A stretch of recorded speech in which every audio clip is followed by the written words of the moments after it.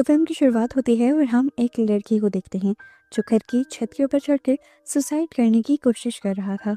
उसके फ्रेंड उसे रोकते भी है पर वो किसी की नहीं सुनता और नीचे गिरकर उसी टाइम मारा जाता है। अब उसकी फ्रेंड डरते हुए घर के अंदर जाती है तो उसे एक मिरर पर लिखा हुआ दिखाई देता है कि अपने ऊपर एसिड डालो।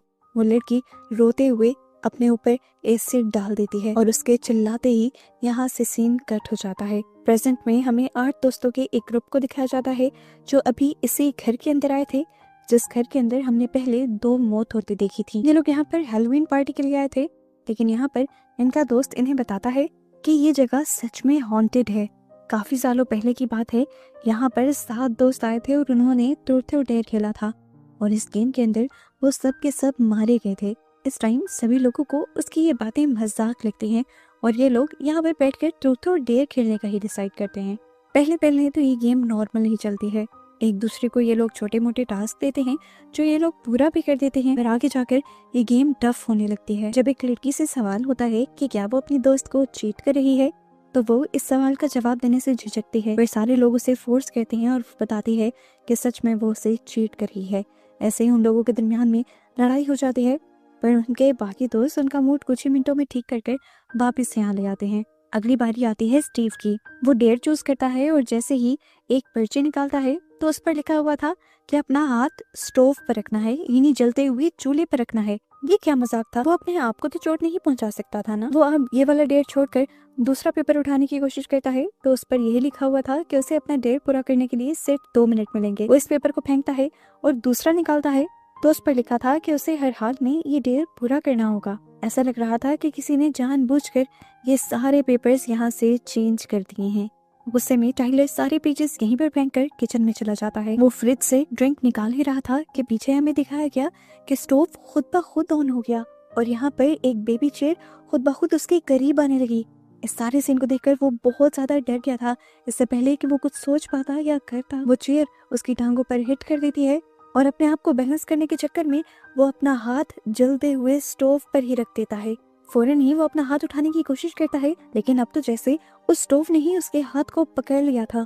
जब तक उसका हाथ इतना नहीं जल जाता कि उसकी स्किन स्टोव से चिपक नहीं जाती, तब तक ना तो वो स्टोव बंद होता है और ना ही वो अपना हाथ स्टोव से उठा पाता है।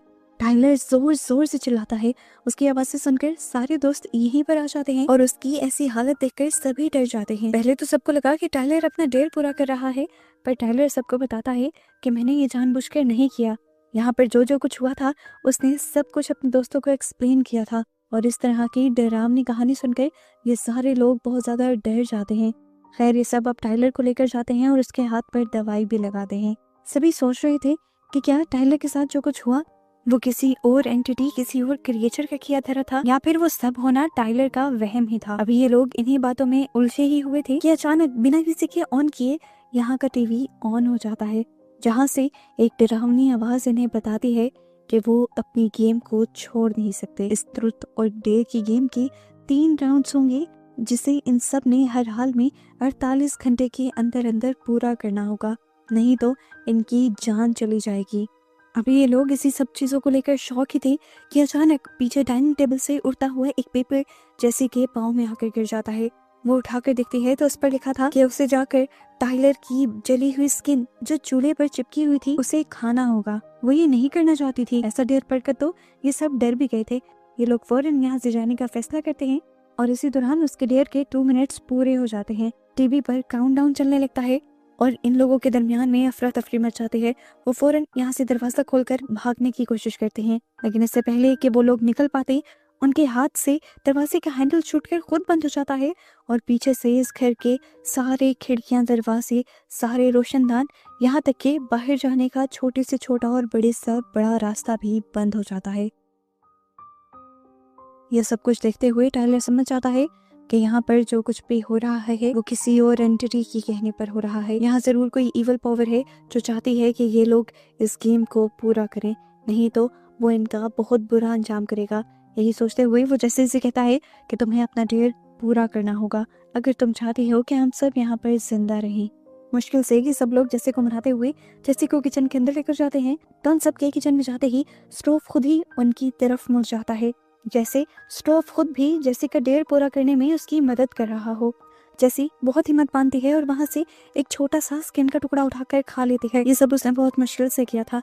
उन्हें लगा कि डेढ़ पूरा हो गया, लेकिन तभी यहाँ पर एक लैंडलाइन बजने लग जाती है। जैसे कि फ्रेंड जब फोन उठाती है तो फोन की दूसरी तरफ एक भयानक आवाज उसे बताती है कि जैसे को वहाँ पड़ी हुई सारी स्किन खानी होगी, डेढ़ तभी पूरा होगा। जैसे ही वो लड़की जेसी को ये सब बताती है तो यहाँ की लाइट्स उसी टाइम फ्लिकर करने लगती हैं। चीजें इस तरह हिलने लगती हैं जैसे यहाँ पर ज़लज़ला आ गया हो। सब लोग बहुत ज्यादा डर जाते हैं और जेसी को फोर्स करते हैं उसका डेयर कंप्लीट करने के लिए। जैसे तैसे करके जेसी वो सारी स्किन खाती है और उसके बाद फूट फूट कर रोने लग जाते हैं। उसके दोस्त यहाँ पर भी उसे सहारा देते हैं और अब ये सब लोग फैसला करते हैं कि इससे पहले इन्हें कोई दूसरा डेयर मिले इन सबको यहाँ से भाग जाना चाहिए। पर यहाँ के सभी दरवाजे खिड़कियाँ अभी भी बंद थे। यहाँ से निकलने का ये लोग कोई दूसरा रास्ता भी सोच रहे थे कि पीछे से इन्हें पियानो की बजने की आवाज आई। डर कर सभी लोगों ने पियानो की तरफ देखा। वहाँ पर लाल रंग से कुछ लिखा हुआ था। पास जाने पर पता चला कि उन्हें वार्निंग दी जा रही थी उनके राउंड को कंप्लीट करने की।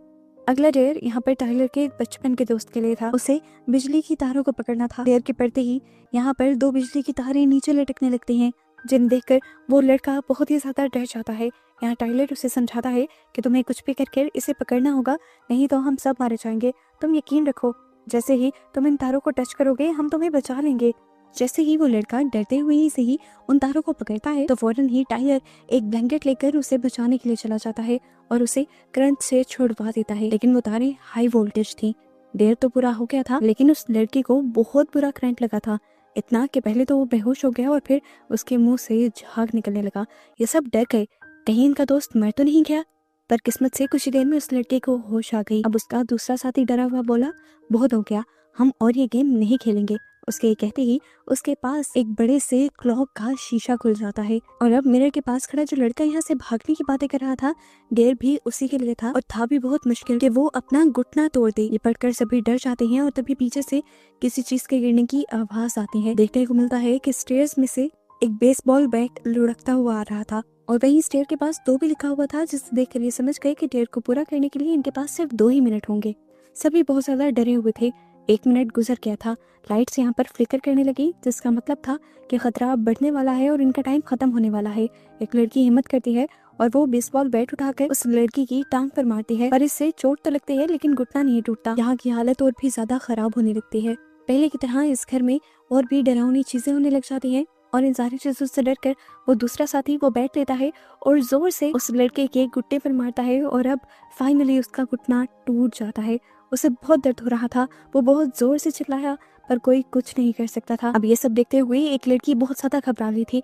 उसने फैसला कर लिया था वो किसी भी हाल में इस घर से बाहर जाएगी। उसके इस तरह से रिएक्ट करने पर, गेम से छोड़कर जाने पर पहले की तरह ही ये गेम अब उसके लिए मुश्किल हो जाती है।